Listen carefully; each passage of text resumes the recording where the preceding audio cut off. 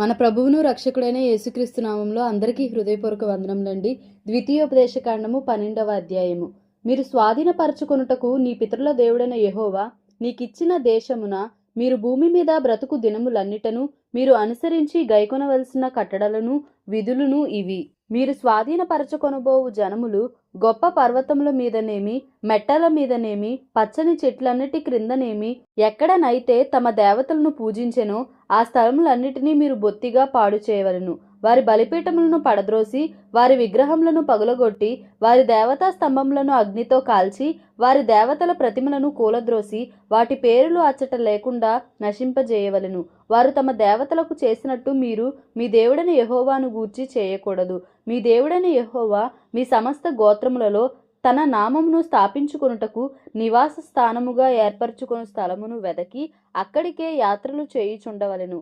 అక్కడికే మీరు మీ దహన బలులను, మీ బలులను, మీ దశమ భాగములను, ప్రతిష్ఠితములుగా మీరు చేయు నైవేద్యములను, మీ మొక్కుబడి అర్పణములను, మీ స్వేచ్ఛార్పణములను, పశువులలోను గొర్రె మేకలలోను తొలిచూలు వాటిని తీసుకుని రావలెను.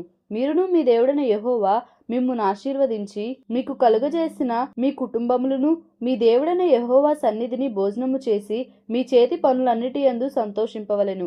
నేడు మనం ఇక్కడ చేయుచున్నట్లు మీలో ప్రతి మనుషులు తన కంటికి యుక్తమైనదంతయు చేయకూడదు. నీ దేవుడైన యెహోవా నీకిచ్చుచున్న విశ్రాంతిని స్వాస్థ్యమును మీరు ఇది వరకు పొందలేదు. మీరు యొర్దాను దాటి మీ దేవుడైన యెహోవా మీకు స్వాస్థ్యముగా ఇచ్చుచున్న దేశమున నివాసులైన తరువాత ఆయన మీ చుట్టూ నుండి శత్రువులందరూ లేకుండా మీకు విశ్రాంతి కలుగజేసినందున మీరు నెమ్మది పొందినప్పుడు నేను మీకు ఆజ్ఞాపించు సమస్తమును అనగా మీ దహన బలులను, మీ బలులను, మీ దశమ భాగములను, ప్రతిష్ఠితములుగా మీరు చేయు నైవేద్యములను, మీరు యెహోవాకు మ్రొక్కుకొను మీ శ్రేష్టమైన మ్రొక్కుబళ్లను మీ దేవుడైన యెహోవా తన నామమునకు నివాస స్థానముగా ఏర్పరచుకుని స్థలమునకే మీరు తీసుకొని రావలెను. మీరు, మీ కుమారులు, మీ కుమార్తెలు, మీ దాసులు, మీ పనికత్తెలు మీలో పాలైనను స్వాస్థ్యమైనను పొందక మీ ఇండ్లలో ఉండు లేవీయులు మీ దేవుడైన యెహోవా సన్నిధిని సంతోషింపవలెను. నీవు చూచిన ప్రతి స్థలమున నీ దహన బలులను అర్పింపకూడదు సుమి. యెహోవా నీ గోత్రములలో ఒకదాని యందు ఏర్పరచుకొను స్థలముననే నీ దహన బలులను అర్పించి నేను మీకు ఆజ్ఞాపించుచున్న సమస్తమును అక్కడనే జరిగింపవలెను. అయితే నీ దేవుడైన యెహోవా నిన్ను ఆశీర్వదించిన కొలది ఇండ్లన్నిటిలో నీ మనస్సు కోరు దానిని చంపి తినవచ్చును. పవిత్రులేమి అపవిత్రులేమి ఎర్ర జింకను చిన్న దుప్పిని తినినట్లు తినవచ్చును. మీరు రక్తము మాత్రము తినక దానిని నీళ్ల వలె నేల మీద పారబోయవలెను.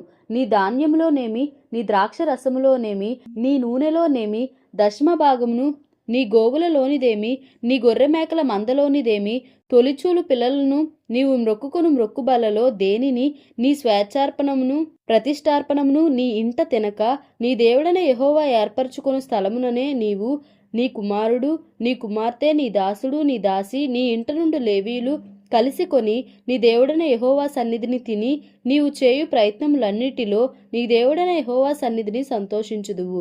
నీవు నీ దేశంలోనున్న నీ దినములన్నిటను లేవీయులను విడువకూడదు సుమి. నీ దేవుడైన యెహోవా తాను నీకిచ్చిన మాట చొప్పున నీ సరిహద్దులను విశాలపరిచిన తరువాత నిశ్చయముగా మాంసము తినగోరి మాంసము తినేదననుకొందువు. అప్పుడు నీకిష్టమైన మాంసము తినవచ్చును.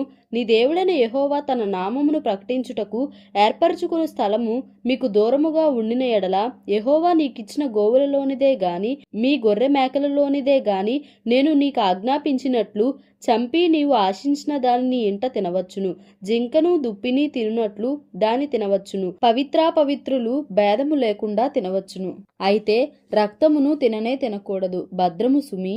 ఎలయనగా రక్తము ప్రాణము. మాంసముతో ప్రాణాధారమైన దాని తినకూడదు. నీవు దాని తినక భూమి మీద నీళ్ల వలె పారబోయవలెను.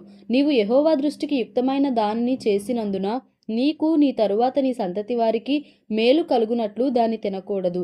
నీకు నియమింపబడిన ప్రతిష్ఠితములను మ్రొక్కుబళ్లను మాత్రము యెహోవా ఏర్పరచుకున్న స్థలమునకు నీవు తీసుకుని పోవలెను. నీ దహన బలులను వాటి రక్త మాంసములను నీ దేవుడైన యెహోవా బలిపీఠము మీద అర్పింపవలెను. నీ బలుల రక్తమును నీ దేవుడైన యెహోవా బలిపీఠము మీద పోయవలెను. వాటి మాంసము నీవు తినవలెను. నీ దేవుడైన యెహోవా దృష్టికి యుక్తమును యథార్థము నగు దానిని నీవు చేసినందున నీకును నీ తరువాత నీ సంతతి వారికి నిత్యము మేలు కలుగునట్లు నేను నీకు ఆజ్ఞాపించుచున్న ఈ మాటలన్నిటినీ నీవు జాగ్రత్తగా వినవలెను. నీవు వారి దేశమును స్వాధీనపరచుకున్నటకు వెళ్ళుచున్న జనములను నీ దేవుడైన యెహోవాను ఎదుట నుండి నాశనము చేసిన తరువాత నీవు వారి స్వాస్థ్యమును స్వాధీనపరచుకొని వారి దేశంలో నివసించున్నప్పుడు వారు నీ ఎదుట నుండి నశింపజేయబడిన తరువాత నీవు వారి వెంట వెళ్ళి చిక్కుబడి వారి దేవతలను ఆశ్రయింపగోరి ఈ జనములు తమ దేవతలను కొలిచినట్లు నేనును చేసేదనని అనుకొనకుండా జాగ్రత్తగా ఉండవలెను. తమ దేవతలకు వారు చేసినట్లు నీవు నీ దేవుడైన యెహోవాను గూర్చి చేయవలదు. ఏలయనగా యెహోవా ద్వేషించు ప్రతి హేయక్రియను వారు తమ దేవతలకు చేసిరి. వారు తమ దేవతల పేరట తమ కుమారులను తమ కుమార్తెలను అగ్నిహోత్రములో కాల్చివేయుదురు గదా. నేను మీకు ఆజ్ఞాపించుచున్న ప్రతి మాటను అనుసరించి చేయవలెను. దానిలో నీవు ఏమీయూ కలుపకూడదు, దానిలో నుండి ఏమీయూ తీసివేయకూడదు. ద్వితీయోపదేశకాండము 13వ అధ్యాయము. ప్రవక్తయే గాని కలలు కనువాడే గాని నీ మధ్య లేచి నీ ఎదుట సూచక క్రియనైనను మహత్కార్యమునైనను చేసి నీవు ఎరుగని ఇతర దేవతలను అనుసరించి పూజింతము రమ్మని చెప్పిన ఎడల అతడు నీతో చెప్పిన సూచక క్రియ గాని మహత్కార్యము గాని సంభవించినను ఆ ప్రవక్త మాటలను కలలు కనువాని మాటలను వినకూడదు. ఏలైనగా మీరు మీ దేవుడైన యెహోవాను మీ పూర్ణ హృదయముతోనూ మీ పూర్ణాత్మతోనూ ప్రేమించుచున్నారో లేదో తెలుసుకొనుటకు మీ దేవుడైన యెహోవా మిమ్మును పరీక్షించుచున్నాడు. మీరు మీ దేవుడైన యెహోవాకు లోబడి ఆయనకే భయపడి ఆయన ఆజ్ఞలను అనుసరించి ఆయన మాట విని ఆయనను సేవించి ఆయనను హత్తుకొని ఉండవలెను. నీవు నడువవలనని నీ దేవుడైన యెహోవా నీకు ఆజ్ఞాపించిన మార్గములో నుండి నిన్ను తొలగించినట్లు ఐగుప్తు దేశంలో నుండి మిమ్ము రప్పించి దాస్య గృహంలో నుండి మిమ్మును విడిపించిన మీ దేవుడైన యెహోవా మీద తిరుగుబాటు చేయుటకు మిమ్మును ప్రేరేపించెను గనుక ఆ ప్రవక్తకేమి ఆ కలలు కనువానికేమి మరణశిక్ష విధింపవలెను. అట్లు నీ మధ్య నుండి ఆ చెడుతనమును పరిహరింపవలెను. నీ తల్లి కుమారుడే గాని నీ సహోదరుడే గాని నీ కుమారుడే గాని నీ కుమార్తెయే గాని నీ కౌగిట్టి భార్యయే గాని నీ ప్రాణ స్నేహితుడే గాని భూమి యొక్క ఈ కొన మొదలుకొని ఆ కొన వరకు నీకు సమీపముగా నుండినను నీకు దూరముగా నుండినను నీ చుట్టూ నుండు జనముల దేవతలలో నీవును నీ పితరులను ఎరుగని ఇతర దేవతలను పూజింతము రమ్మని రహస్యముగా నిన్ను ప్రేరేపించినడలా వారి మాటకు సమ్మతింపకూడదు, వారి మాట వినకూడదు, వారిని కటాక్షింపకూడదు, వారి యందు జాలి పడకూడదు, వారిని మాటుపరచకూడదు, అవశ్యముగా వారిని చంపవలెను. చంపుటకు నీ జనులందరికీ ముందుగాను నీ చెయ్యి మొదట వారి మీద పడవలెను. రాళ్లతో వారిని చావగొట్టవలెను.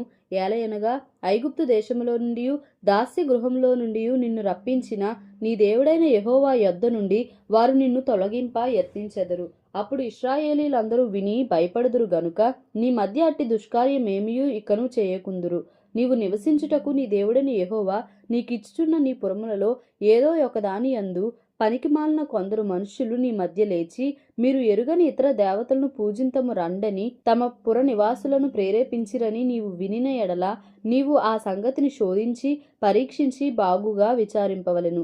అది నిజమైన ఎడల అనగా అట్టి హేయమైనది నీ మధ్య జరిగిన ఎడల ఆ పుర నివాసులను అవశ్యముగా కత్తివాత సంహరించి దానిని దానిలోనున్న సమస్తమును దాని పశువులను కత్తివాత నిర్మూలము చేయవలెను. దాని కొల్ల సొమ్మంతటిని విశాల వీధిలో చేర్చి నీ దేవుడైన యెహోవా పేరట ఆ పురమును దాని కొల్ల సొమ్మంతటిని అగ్నితో బొత్తిగా కాల్చివేయవలెను. అది తిరిగి కట్టబడక ఎల్లప్పుడూ పాడు దెబ్బయై ఉండును. నేడు నేను నీకు ఆజ్ఞాపించు ఆయన ఆజ్ఞలన్నిటినీ గైకొనుచు నీ దేవుడైన యెహోవా దృష్టికి యథార్థమైన దాన్ని చేయుచు నీ దేవుడైన యెహోవా మాట వినునప్పుడు యెహోవా తన కోపాగ్ని నుండి మల్లుకొని నీ యందు కనికరపడి నిన్ను కరుణించి నీ పితరులతో ప్రమాణము చేసిన రీతిని నిన్ను విస్తరింపజేయునట్లు నిర్మూలము చేయవలసిన దానిలో కొంచెమైనను నీ యొద్ద ఉంచుకొనకూడదు. ద్వితీయోపదేశకాండము 14వ అధ్యాయము. మీరు మీ దేవుడైన యెహోవాకు బిడ్డలు గనుక చనిపోయిన వాడెవనిని బట్టి మిమ్మును మీరు కోసికొనకూడదు, మీ కనుబొమ్మల మధ్య బోడి చేసుకొనకూడదు. ఏలయనగా నీ దేవుడైన యెహోవాకు నీవు ప్రతిష్ఠిత జనము, మరియు యెహోవా భూమి మీదనున్న సమస్త జనములలో విశేషముగా తనకు స్వకీయ జనమగునట్లు నిన్ను ఏర్పరచుకొనెను. నీవు హేయమైనదేదియూ తినకూడదు. మీరు తినదగిన జంతువులు ఏవేవనగా ఎద్దు, గొర్రెపిల్ల, మేకపిల్ల, దుప్పి, ఎర్ర చిన్న జింక, దుప్పి, కారు మేక, కారు జింక, లేడి, కొండగొర్రె అనునవే. జంతువులలో 2 డెక్కలు గలదై నెమరు వేయు జంతువును తినవచ్చును. నెమరు వేయు వాటిలోనిదే గాని 2 డెక్కలు గల వాటిలోనిదే కాని నెమరు వేసి ఒంటి డెక్క గల ఒంటె, కుందేలు, పొట్టి కుందేలు అను వాటిని తినకూడదు, అవి మీకు హేయములు. మరియు పంది రెండు డెక్కలు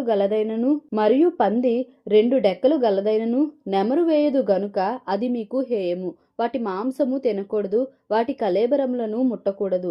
నీట నివసించు వాటన్నిటిలో మీరు వేటిని తినవచ్చుననగా రెక్కలు పొలుసులు గల వాటినన్నిటినీ తినవచ్చును, రెక్కలు పొలుసులు లేని దానిని మీరు తినకూడదు, అది మీకు హేయము.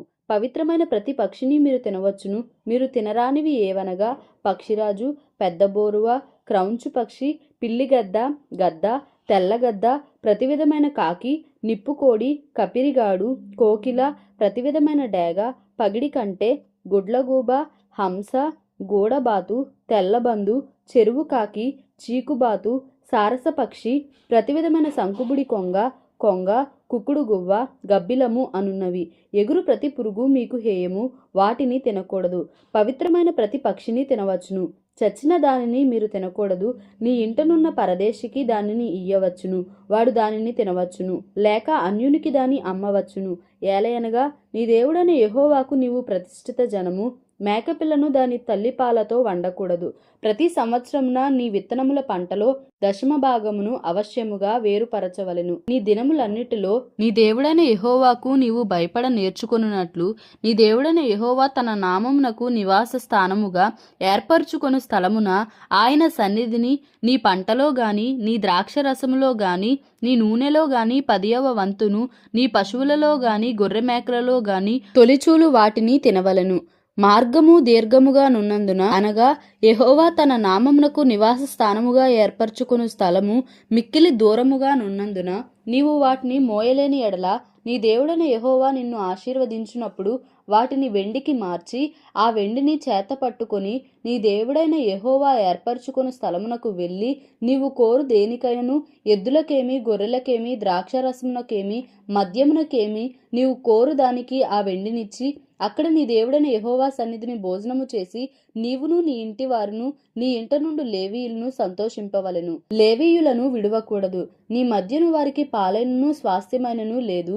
నీ దేవుడైన యెహోవా నీవు చేయు నీ చేతి పని అంతటిలోనూ నిన్ను ఆశీర్వదించునట్లు 3 సంవత్సరములకొకసారి ఆ ఏటా నీకు కలిగిన పంటలో 10వ వంతంతయు బయటికి తెచ్చి నీ ఇంట ఉంచవలెను. అప్పుడు నీ మధ్యను పాలైనను స్వాస్థ్యమైనను లేని లేవీయులను, నీ ఇంటనున్న పరదేశులను, తండ్రి లేని వారును, విధవరాండ్రును వచ్చి భోజనము చేసి తృప్తి పొందుదురు. దేవుడి పరిశుద్ధ వాక్యంను మన వినికిడిలో దీవించి ఆశీర్వదించునుగాక. Amen. Please like, share and subscribe for more videos.